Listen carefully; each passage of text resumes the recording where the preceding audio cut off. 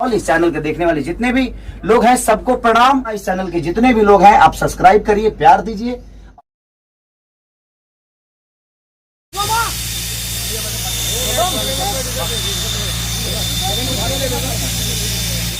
आपको फॉलो करना पड़ेगा। आप कौन सा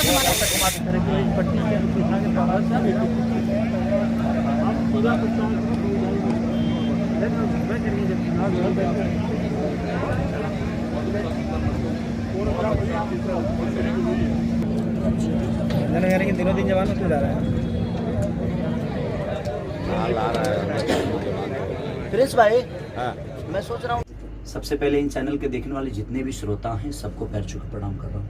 बड़ा मज़ा आ रहा है कि सबसे बड़ी चीज़ है कि प्रयागराज जो जगह है वो आस्था का परिकाष्ठा है। कहीं ना कहीं यहाँ जिधर जाइए उधर आपको वाला है। कमाल के सिनेमा है, उसमें भी एक आपको ऐसा मैसेज मिलेगा कि आप सोच नहीं सकते हैं। तो कहीं ना कहीं लिट्टी चोखा, प्रदीप शर्मा जी की बातें अलग है, निराले आदमी है। इनको कहिए कि भैया हमें टैंकर की पानी चाहिए, हमें यहाँ बिछलहर करना है, यहाँ गड्ढा खुनवा देना है, वो आदमी एक बार भी नहीं बोलता कि नहीं, अगर सिनेमा के लिए बेहतर है तो आप करिए। तो मैं बड़ा खुश रहता हूँ प्रदीप भैया से। लव यू प्रदीप भैया, दिल से प्रदीप शर्मा जी, दिल से प्रणाम आपको कि ऐसा ही प्यार भोजपुरी सिनेमा के लिए देते रहिए। Love you. और अगला कौन सा सिनेमा करने वाले हैं उनका? प्रदीप शर्मा जी की मैं लगातार 7 फिल्म साइन किया हूँ। तो मुझे लगता है कि लगातार जब जब बनती रहेगी तब तब मैं आपको बताता रहूंगा कि क्या कर रहा हूँ। Thank you, love you. क्योंकि लोगों को लगता है कि वो ढोंगी है क्योंकि वो भगवान से जुड़ा हुआ है। तो मेरे भगवान मेरी जनता है और मैं उन जनता से जुड़ा हूँ। इनको लगता है कि मैं नाटक करता हूँ, तो अच्छी बात है, तुम भी नाटक करके अपना नाम कर लो यार। तुम भी नाटक करोगे तो उस नाटक के बदौलत कम से कम 2-4-10 लोगों का भला तो हो जाएगा। तो तुम भी नाटक करो। और वो नाटक शुरू हो गया है। अब सब लोग भाई सामग्री बांटना शुरू कर दिए। आज के डेट में सब लोग बाढ़ पीड़ितों के पास जाना शुरू कर दिए हैं। सब लोग गरीबों का दान करना शुरू कर दिए हैं। गोद लेने की भी प्रक्रिया होती है। कुछ लोग तो ऐसे भी हैं कि जो मुझे गाली देता है उसी को गोद ले लेते हैं। अब उनको क्या कहिएगा भाई? अगर हाँ है, यहाँ धरती पे बहुत सारे लोग हैं, हमारे इंडस्ट्री के ही लोग हैं जो मुझे गाली देगा वो उनके गोद में जा सकता है भाई। तो खुद ही उनको गोद लेता है। तो मैं गरीबों को गोद लेता हूँ, मैं असहाय लोगों को गोद लेता हूँ। कुछ लोग हैं जो खेसारी को तुम गाली दे दो मेरे गोद में बैठ जाओ, तो ठीक है ना, अच्छी बात है भाई। किसी को गोद ले रहा है ना आदमी, कम से कम वो विचारधारा तो दिमाग में आया कि आप किसी को गोद ले रहे हो। भले वो नाजायज करता है लेकिन आप गोद में तो ले रहे हो। तो यहाँ पत्थर साधु पे ही चलता है, कोई क्रिमिनल पे नहीं चलता है। तो अच्छा बात है ना कि मैं उस विचारधारा में हूँ। कम से कम सर कुछ तो कर रहा है वो मेरे लिए, अपना काम छोड़ के। आप इसको आदमी को जो भी मेरे बारे में जो भी बोलता है उसको तो पूजना चाहिए। मुझे उसको तो पूजना चाहिए। इसलिए पूजना चाहिए कि जो आदमी अपना काम धंधा छोड़ के, अपना कैरियर छोड़ के, सब कुछ छोड़ के और मेरे बारे में सोच रहा है, ये कितनी बड़ी बात है सर। तो ये दुनिया है और ये दुनिया बोलेगी, और दुनिया पूरी दुनिया नहीं बोलेगी। कुछ लोग हैं जो अच्छे इंसान हैं, इन दुनिया से सबसे अलग है वो। उनके विचारधारा में मैं नहीं आता, तो शायद वो मेरे बारे में जो भी बोलना है बोलेंगे। अच्छी बात है, कहाँ बुरा है? मैं किसी की बातों को बुरा मानता ही नहीं। सबको समय बता देता है सर, ये बताने की मुझे जरूरत नहीं है। आज नहीं तो कल वो समय आएगा, ये भी कि मुझे लगता है कि हाँ वो समय जरूर आएगा जब वो उस जगह पे खेसारी नहीं कोई और होगा, और वो विधि जो मेरे साथ हो रही है वही विधि उसके साथ होगी। तो शायद वो खेसारी बन के नहीं कुछ और बन के उनका हिसाब करेगा।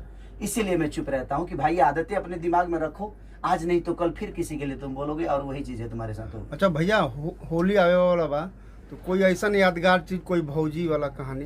भौजी वाला कहानी, हमारे एक बार पैंट खुल गए रहे बाबू। एक्चुअली पहले हम बहुत रबड़ वाला हमने के पैंट पहनी जाए ना गाँव में, तो वो बीचवे से फाट गई रहे। पैंटवा बीचवे से फाट गई रहे। हम अंगना में गनी तो बिछलहर रहे।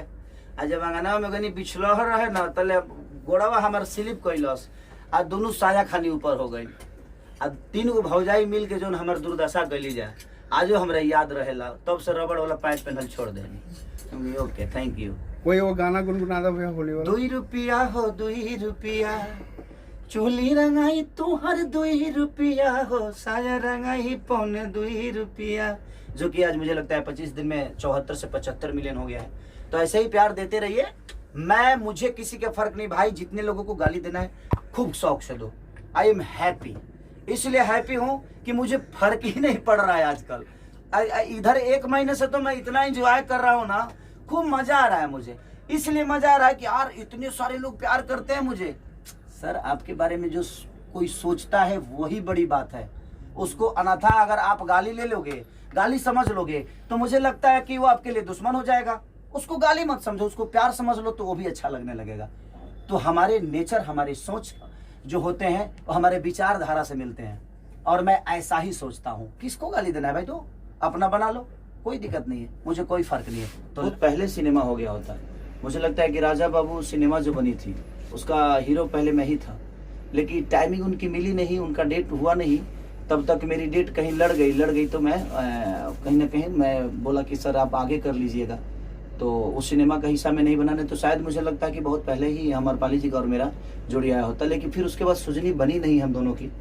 तो ये होता है ना कि समय से पहले भाग्य से ज़्यादा किसी को कुछ नहीं मिलता है। तो शायद अभी ही समय था आस्की के लिए, और वो समय मिला अमरपाली जी का, और चीज़ें हो रही हैं और बड़ा खूबसूरत सिनेमा बन रहा है। क्योंकि अमरपाली जी अद्भुत एक्ट्रेस हैं, और इनके साथ काम करने का एक सबसे बड़ा मज़ा ये है कि वन टेक चीज़ें होती है और बड़ा मज़ा आता है। और जब कोई परफॉर्मर आपके सामने होता है ना, तो खुद को इंसान 100% नहीं 110% देने की कोशिश करता है। तो सामने वाला जब 100 कर रहा है ना, तो कोशिश करता है आदमी 110% हम करें, तो वो मज़ा आता है। तो कुछ करने की इच्छा होती है और फिर वो चीज़ें बड़ी होने लगती है। हमारा डायरेक्टर अगर इतना सोचा है तो हम उसको अपने परफॉर्म से इतना बड़ा कर देते हैं चीज़ों को, तो वो बड़ा बेहतर होता है। तो अगर समझदार एक्टर आपके सामने खड़ा है तो ऑब्वियसली चीज़ें अच्छी होगी। पहले आपके साथ काजल राघवानी की चर्चा थी आस्की के लिए, लेकिन अभी नहीं ऐसा तो कुछ नहीं था, कोई साइन ही नहीं हुआ था। सब चीज़ें अपने लेवल पे थी, क्योंकि हमारी कहानी फाइनल नहीं हुई थी। और चीज़ें था तो शायद उनका भी कहीं सिनेमा था, उनका भी डेट का पंगा था, और मेरा डेट इधर था उनका, और उनके पास डेट शायद नहीं था। तो फिर हम लोगों ने अमरपाली जी को साइन किया। शायद हमारे प्रोड्यूसर का जो इच्छा था और डायरेक्टर का भी इच्छा था कि एक हमें जो करेक्टर है उसमें एक छोट जाति का करेक्टर है, और उसमें फिट बैठना भी चाहिए। सिनेमा के हिसाब से करेक्टर होता है तो शायद चीज़ें वो लोगों को अच्छी लगती है, और ये बेहतर सिनेमा होगा। आस्की किस प्रकार की फिल्म होगी? देखिए, कहीं ना कहीं एक जातिवाद जो सबको घेर के रखा है, और वो चीज़ें जब सिनेमा आएगी तो हम बताएंगे रंजन भी आपको, क्योंकि वो एक अलग लेवल का आस्की है। आस्की दीवानगी ऐसी है, मुझे लगता है कि ऐसी दीवानगी किसी आस्की में आपको नहीं मिली होगी। जो जितने भी हिंदी में आस्की बनी है, उस सारे आस्की से ऊपर ये सिनेमा है। क्योंकि प्यार का मतलब ये नहीं कि किसी लड़की के लिए हम जान दे दें और जान ले लें।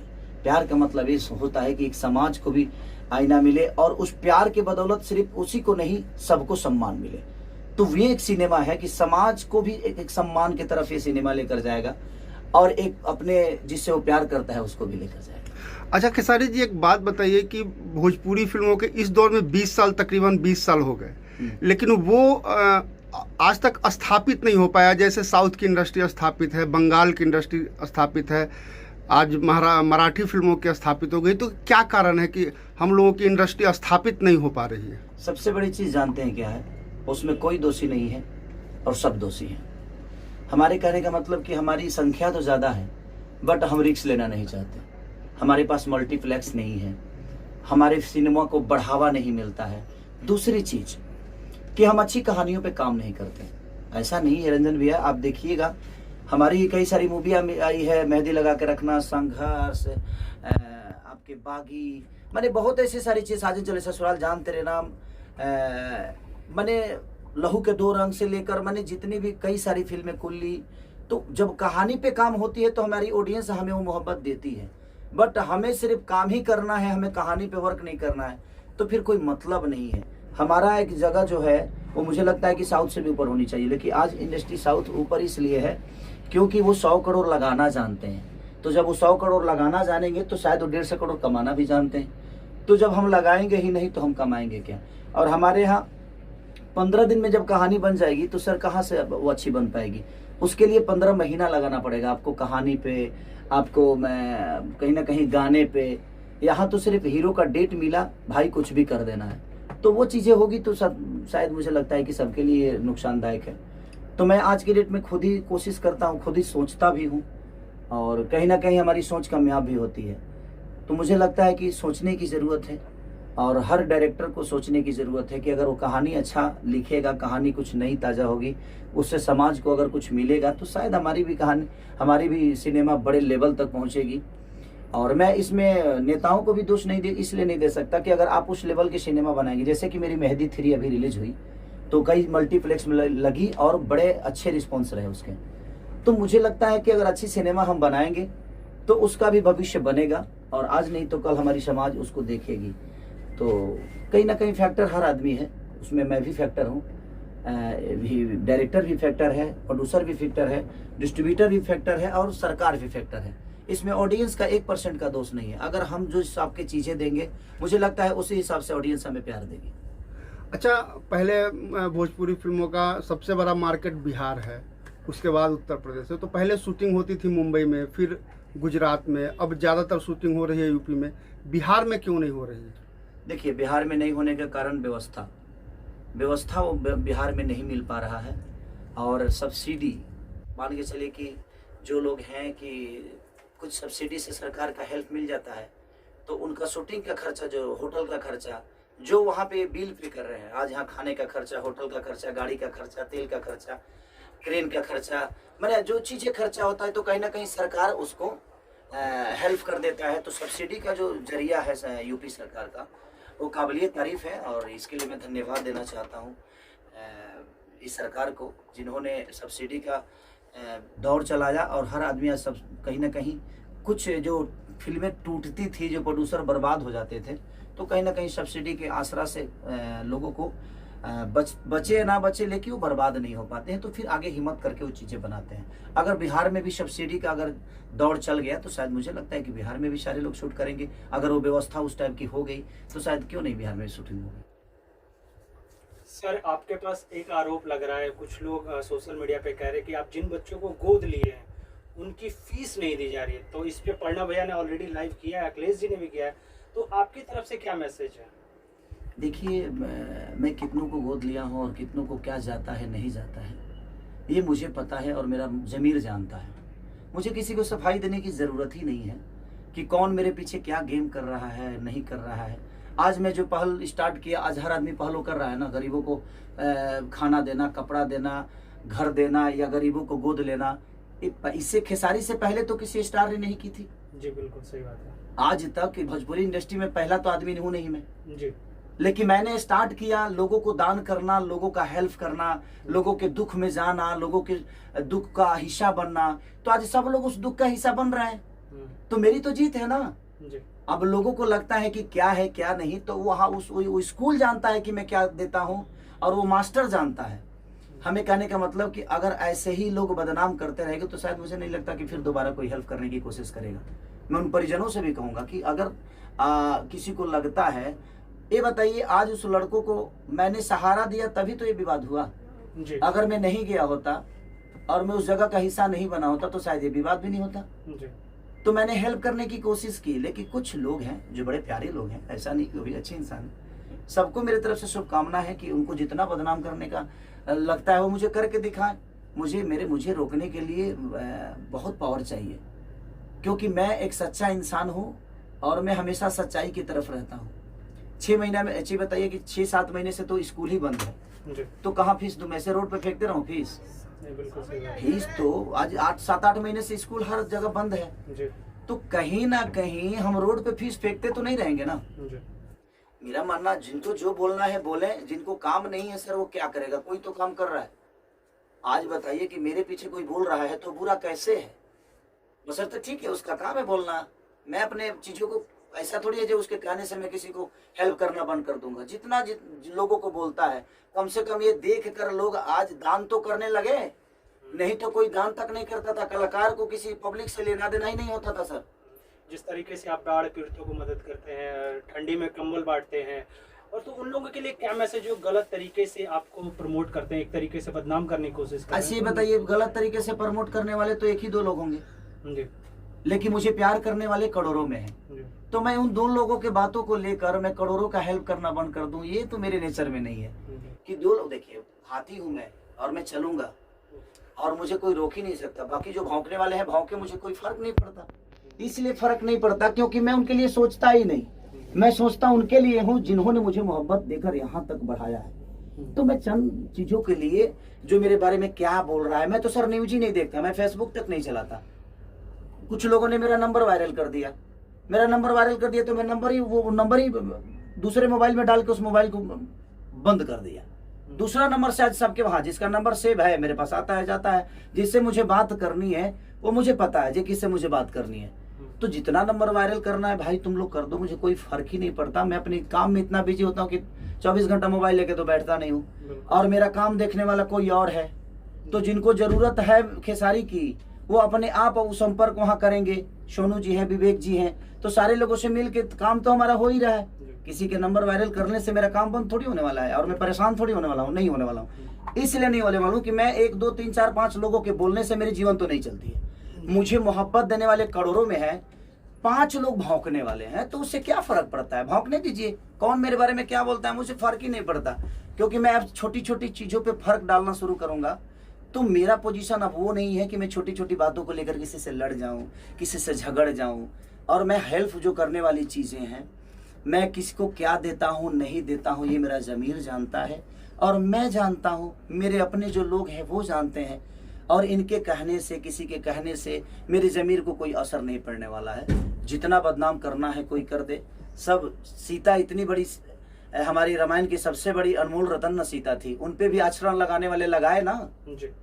ऐसा तो नहीं। तो जब भगवान को किसी ने नहीं छोड़ा, भगवान को भी दोषी बना दिया, तो हम तो इंसान हैं।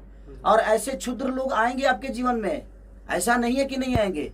ऐसे भौंकने वाले हजारों आपके आएंगे, लेकिन आपका रास्ता कुछ अलग है। आप अपने रास्तों के मत छोड़िए, इनको भौंकने दीजिए। जितना भौंकना है ये भौंकेंगे, शांत हो जाएंगे।